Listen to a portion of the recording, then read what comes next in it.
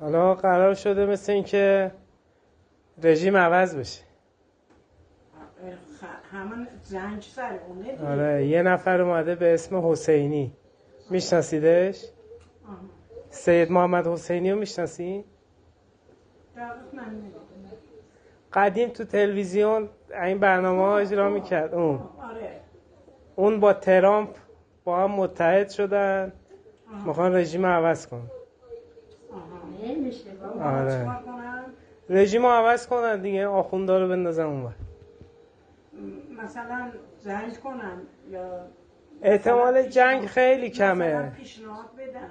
نه، احتمال جنگ کمه. احتمال خیلی زیاد کودتا کنن تو کشور، آدم خوبا بیان بالا دیگه. این آخوندا که وضع مملکت رو اینجوری کردن برن.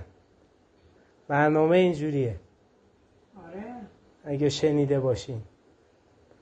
حسینی هم که میدونین کیه، از نوادگان چیز دیگه، بیبی شهربانوه، بچه شهرره. آره. سیده دیگه، سید. ولی سید درست حسابیه، این آخوندا نیست. اون بیاد وضع مملکت خیلی درست میشه.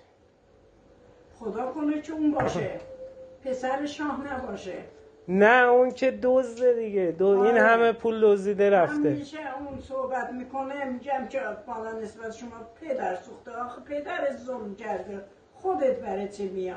پدرش دزد بود، خودش هم دزده دیگه. خودش الان 45 سال این آخونداست دیگه. فرق میکنه مگه با آخوندا؟ نه. 45 سال کار نکرده این بیشرف. بگو یه ساعت کار که باز آخوندا میرن یه 4 تا دلار راست میشه. اون دلار راست هم نشده بیشرف. حالا ایشالله امسال به امید خدا این اتفاق میفته.